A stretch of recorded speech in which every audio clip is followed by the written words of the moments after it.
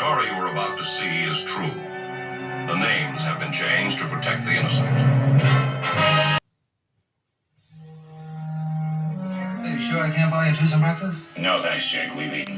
Kinda hungry. Bacon and eggs sure smells good. Did you get that art for me? Right here, Jake. Good. We'll look at it in a minute.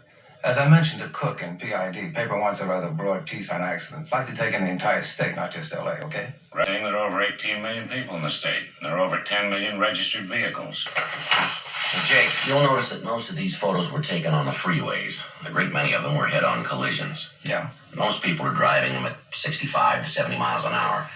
But let's just take a speed of 55 miles an hour, and there's a head-on. Do you have any idea what happens in that first second of the impact? Suppose you tell me. Well, among others, Cornell University has done quite a bit of study on the nature of auto crashes. Yeah, I know. There are people who have taken that first second of impact, and they've broken it down into tenths. Now, you're driving 55 miles an hour, and you have a head-on. This is what happens. In the first tenth of that fatal second, the front bumper and grille collapses.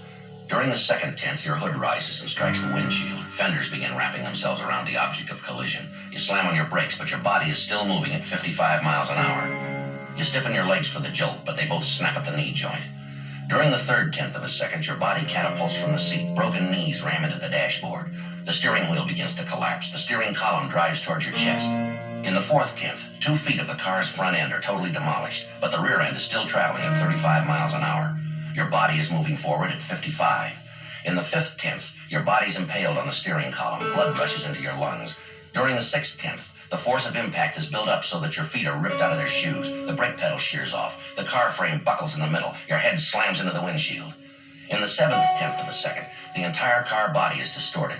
Hinges rip off. Doors spring open. The seat flails loose, striking it from behind. But it really doesn't matter. You're dead. You aren't around to experience the final 3/10 of this 1 second. Neither are your passengers. It doesn't take long to die.